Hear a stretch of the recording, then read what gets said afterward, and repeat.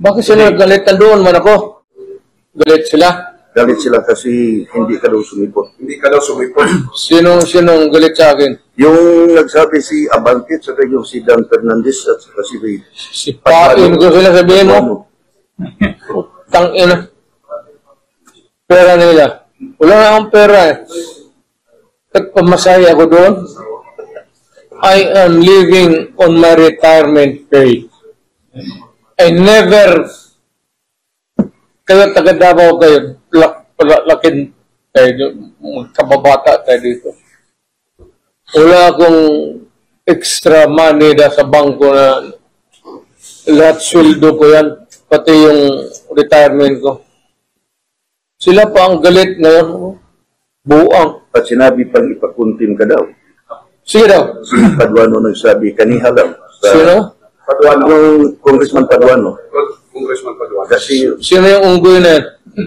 iba po kung itagasaan yan. Kasi yung aktor na dyan, si Dan Nagkakulong sa lahat Fernandez, ng mga Abante, saka resource Paduano. person.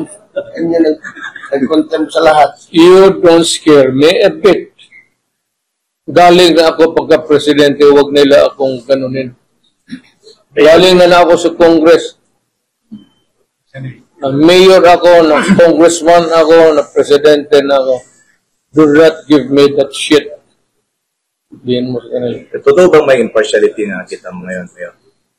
Wala man siguro, but alam mo, actually, wala, in fairness to the idiots, wala akong na-notice na pupunta ako ngayon.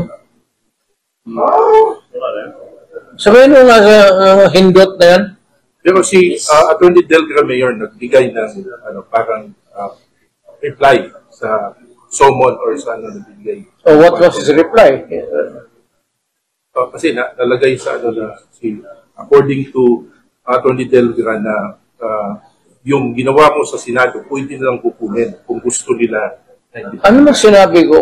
What is there to say or more to what I have said?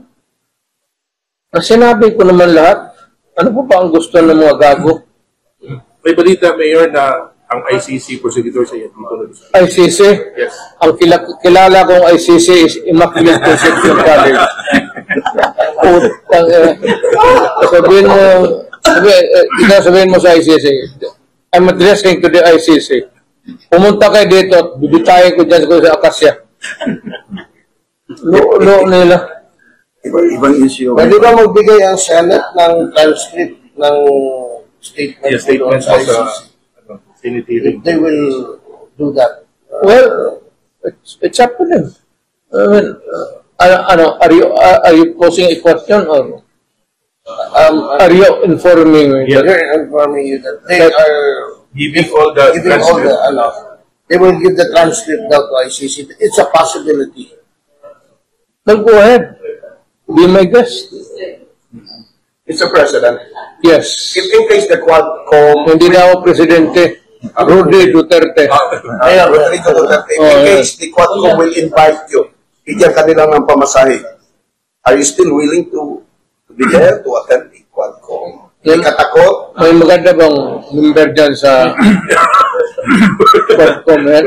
Lucky, Mayor.